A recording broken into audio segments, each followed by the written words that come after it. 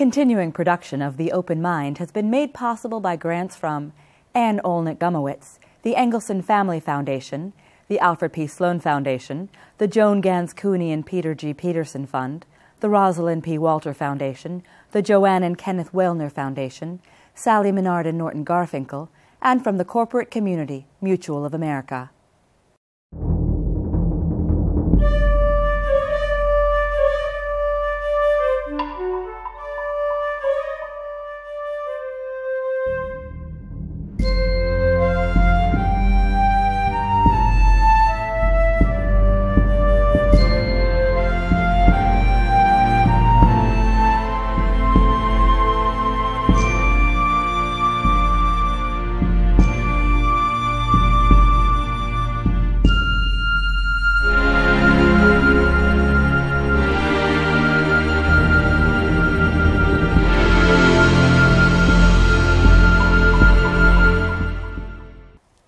I'm Alexander Hefner, your host on The Open Mind.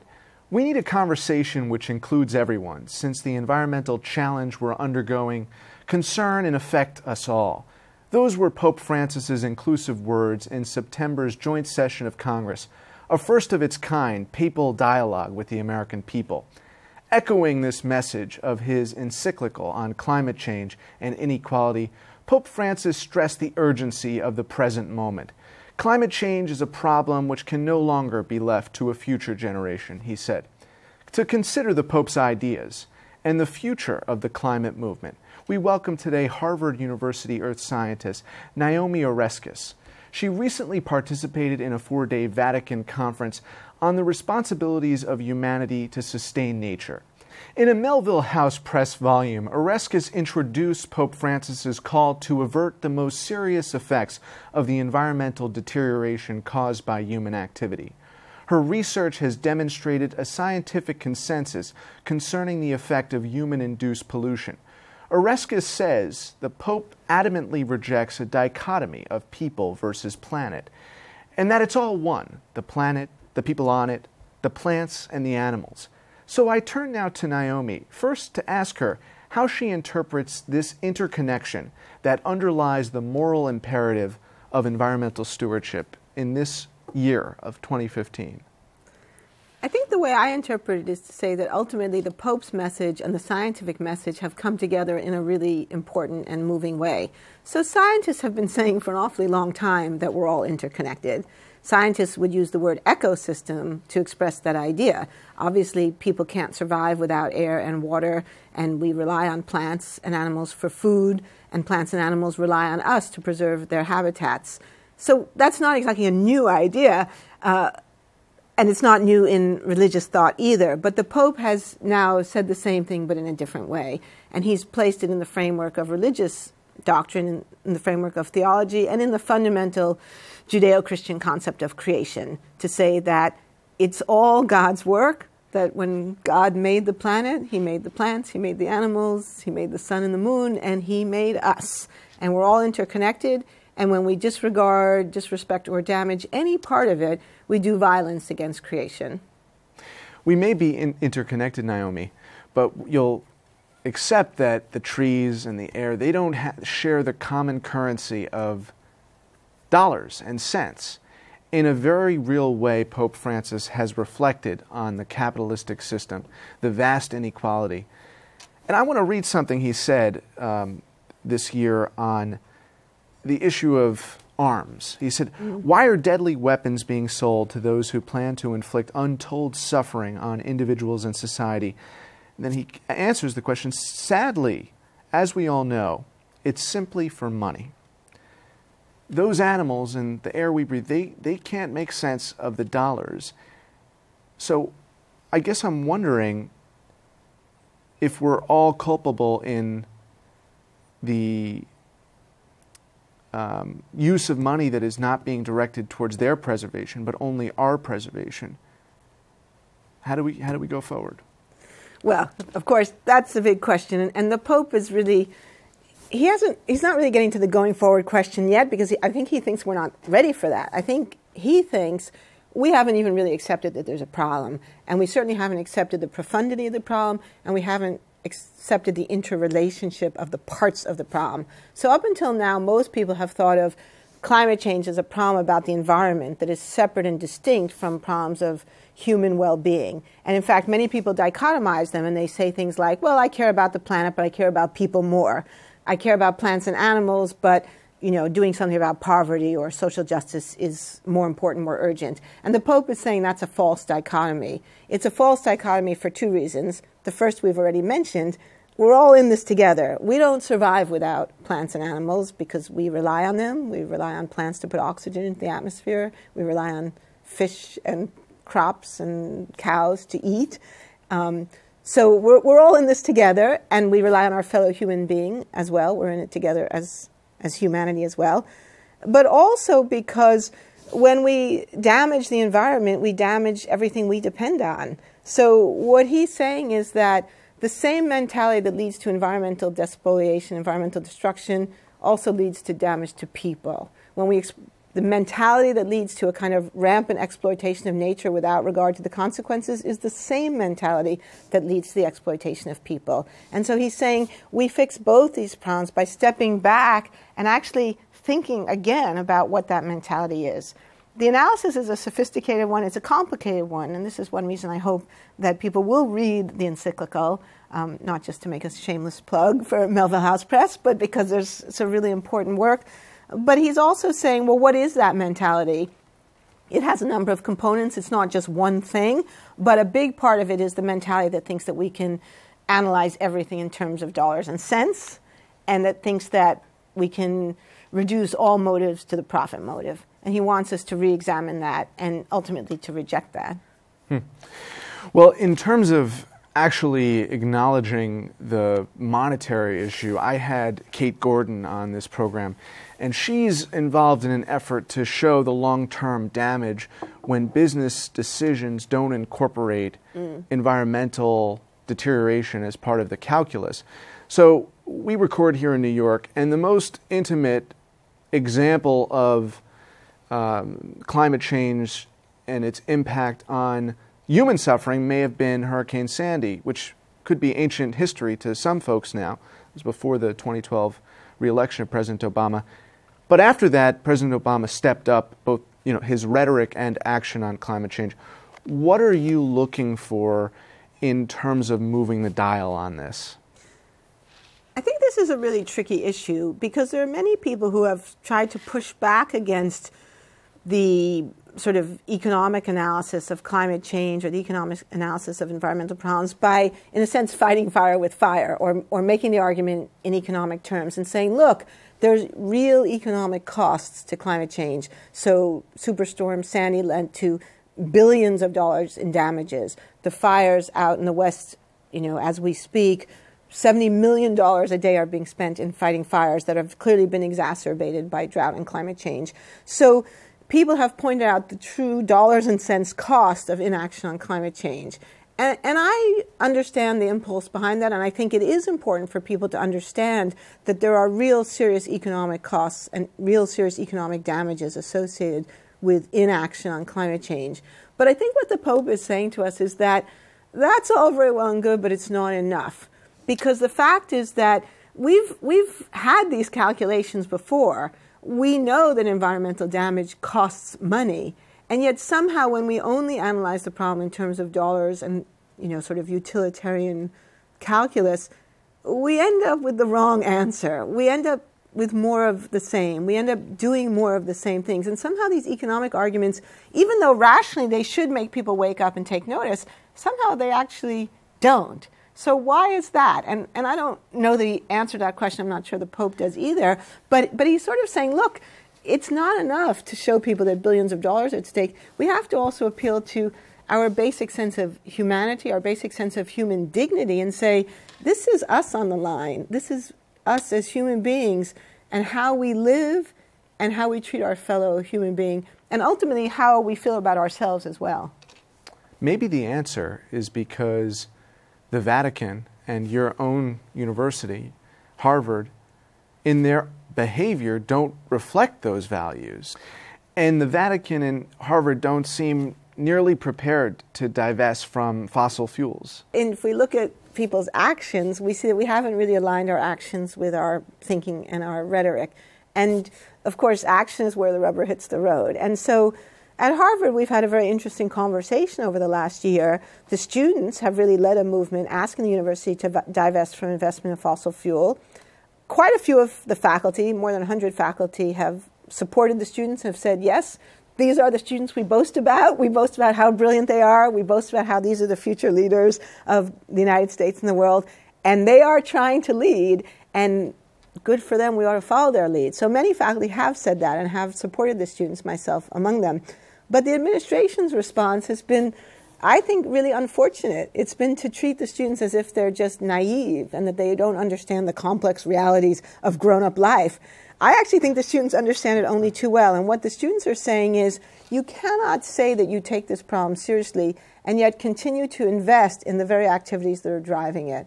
And so that's really the message that I think those of us who have become involved in the divestment campaign are trying to bring across. It's not enough just to talk about it. It's not enough just to research it. I mean, we've researched this issue to death. We've been studying it for 50 years now. At what point do you say, we actually know enough, and what is the point of knowledge if not to guide informed, intelligent, and sensible and humane action? Naomi, I related to the economic calculus because that's not being modeled as realistic, or at least the Harvard or the Yale is not going to make the bang on its buck in the endowment game if they divest from coal or other forms of fossil fuel emissions. So I wonder from your first response as to the legitimacy, or at this point, the legitimacy of the dollars and cents argument, when it's not out there being modeled. Right.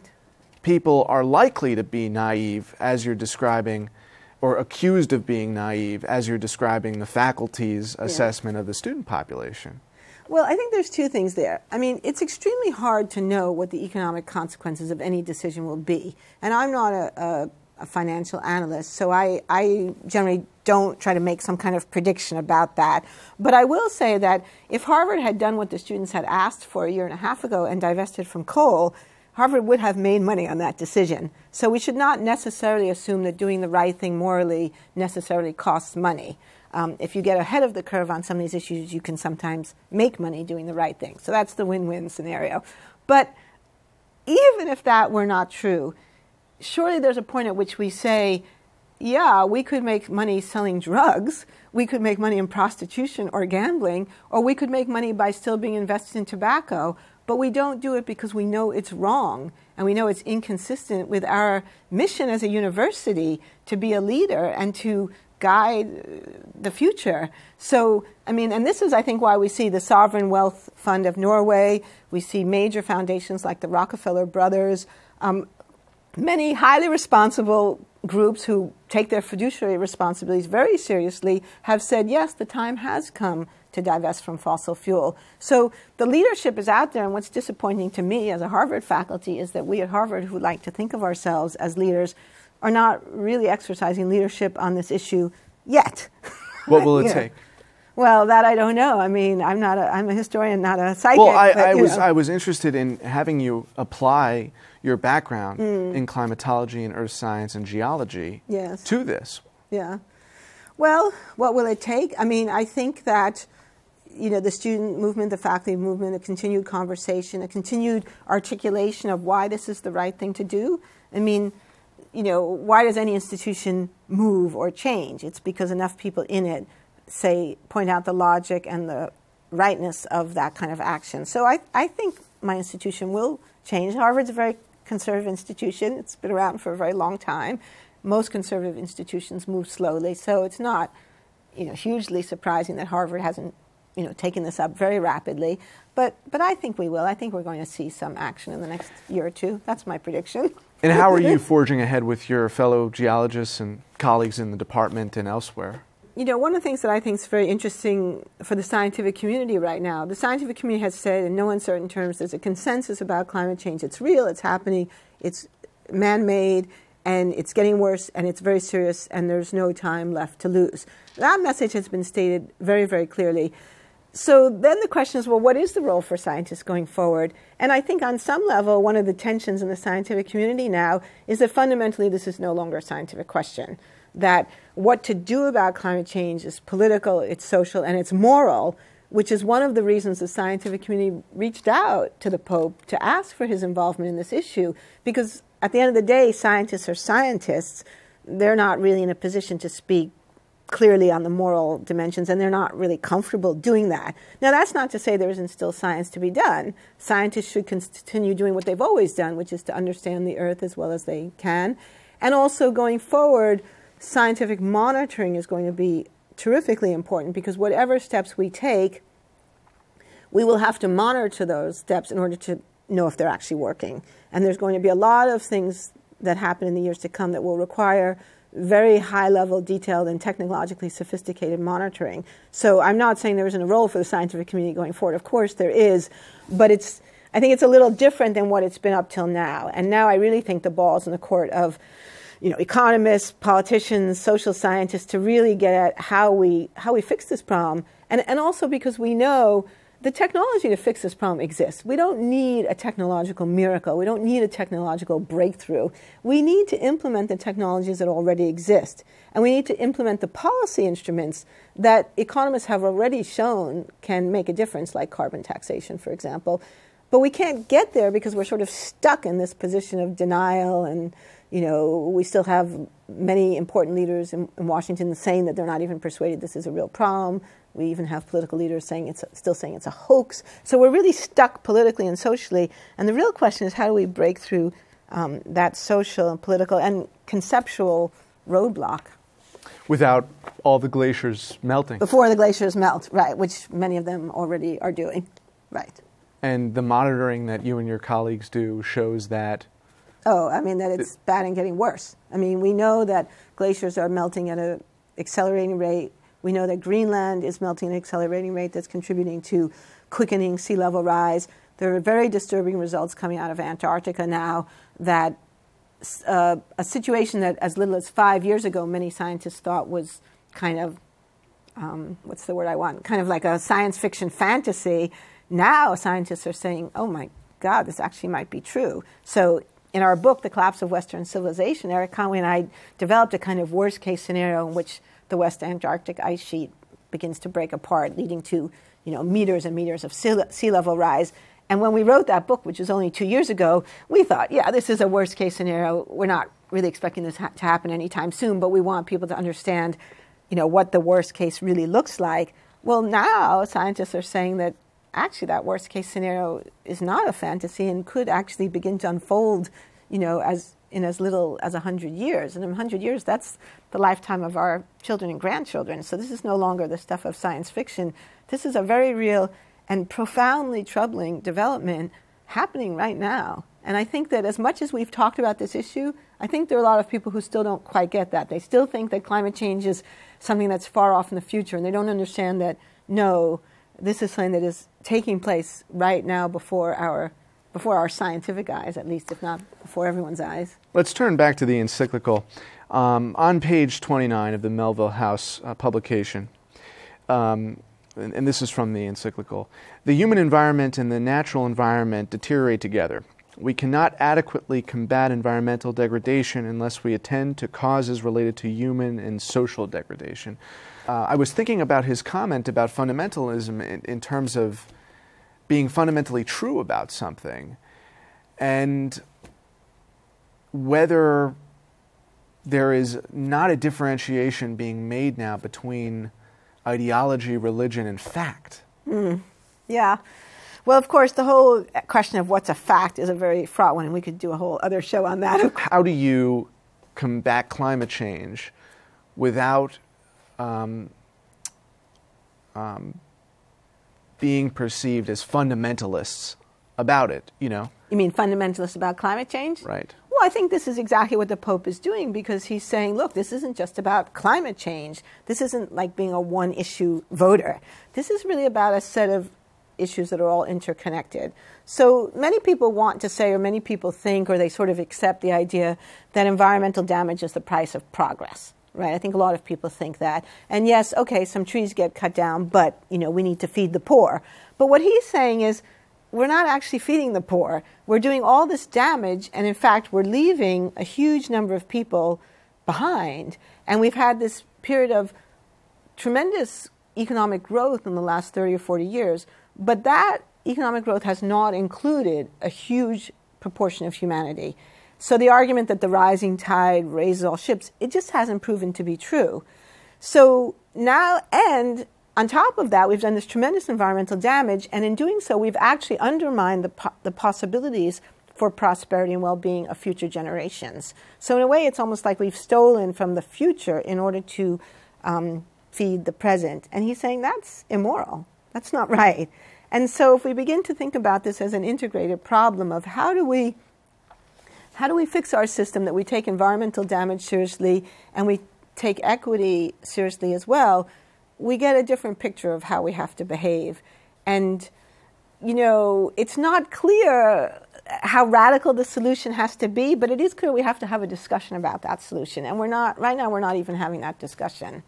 Would you apply the carbon tax based on use, based on, as you would progressively with the tax code? Well, look, we can argue about the details of how a carbon tax ought to be implemented, but there are certainly plenty of mechanisms that people have discussed that can help the poor. You can make it revenue neutral. You can use it to replace the payroll tax. There are a lot of things you can do to make a carbon tax fair and equitable.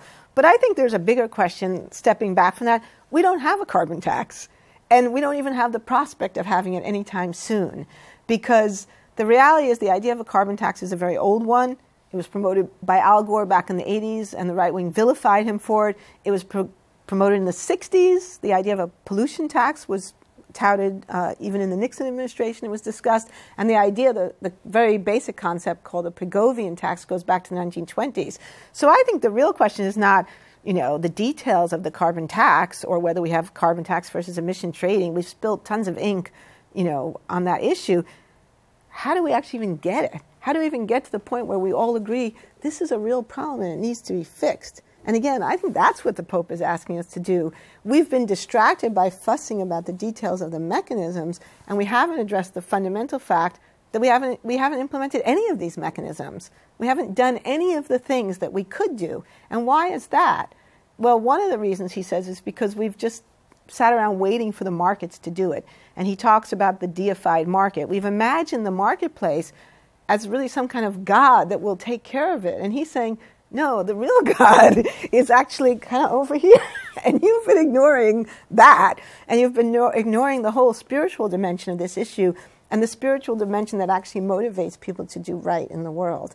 And again, so that's what he's asking us to really think about. And that's kind of my hope for this whole thing, that people who have been in denial about this issue, who want to argue and fight about whether this is a liberal hoax, will realize, no, this is not a liberal hoax. It's not a hoax of any type. It's not a conspiracy to bring down capitalism. It's a real problem in capitalism as it's currently practiced. And we have to find a way to fix it, or we're all going to suffer. And I think fundamentally, you're talking about the sanctity of life. Absolutely. And the Pope is very clear on that. And in his speech to Congress, he talked about respecting life at all its stages. And I think that's really a beautiful way of thinking about it, because that's something that all of us can agree on, at least in principle, even if we might actually still argue about what the stages of life are. Or what life is. Or what life is, right. Definably, trees. Right. Well, there's no question that trees are life. I don't think. But I don't think you can. I'm not disputing that, but I think right. He's also attending to a materialistic, or fighting back against a materialistic culture. He's pushing back against materialism. That takes for granted trees. That takes for granted. Absolutely. And I think one of the most moving parts of the encyclical is actually where he talks about St. Francis. And it's really interesting and kind of beautiful, because he quotes this section from Scripture about how St. Francis preached to the trees and the animals. And think about it, if anyone did that today, they would be completely dismissed by the media, by the Congress, as some kind of lunatic tree hugger. But that is what St. Francis did, because he viewed it as creation. And that is the man for whom this Pope has taken his name. So it really is a very radical call to reject materialism as our central value and to think about the sanctity of life and what that really means if we take it seriously. Last question. Yeah. the world has a Pope Francis, and the U.S., and you really were highlighting that this message had to be resonant for us. He was talking to an American population. Maybe he will make a trip to Asia and to China, where everyone is experiencing the air pollution, and the asthma attacks are profoundly disturbing. But the last question is, who is America's Pope Francis? Because America can't take ownership, and the left can't take ownership of him exclusively. And also, he has other things on his agenda. Well, I think Pope Francis is our Pope Francis. I mean, the point of him is that he's a global leader, and I think he's embracing that role. The American Catholic community is large, it's diverse, and it's important. And I think that we don't need a different Pope Francis. We just need to embrace his message. And especially, he's made it clear that this is a message not just for Catholics. He began his speech in Congress by pointing out Moses on the wall of Congress. And I think that his message is a message. This is a largely Judeo-Christian country, or Judeo-Christian Muslim, increasingly. We all worship the same God. The roots of this gigantic religious tradition all come from the same place. It's the same Ten Commandments, and I think he's really trying to bring our attention to that and to be a pope to all people and not just to religious Catholics. Well, and on that note of Abrahamic faith, we have to say goodbye. But thank you, Naomi, for being here. Thank you. Thanks. It's a pleasure. And when an American does step up to be that vehicle through which this issue is addressed outside of you and your colleagues in the scientific community, we'll have to keep wondering who that will be in the meantime. Well, that's certainly true. Thanks. Thank you. Thank you. And thanks to you in the audience. I hope you join us again next time for a thoughtful excursion into the world of ideas. Until then, keep an open mind. Please visit the Open Mind website at 13.org/openmind to view this program online or to access over 1,500 other interviews. And do check us out on Twitter and Facebook at Open Mind TV for updates on future programming.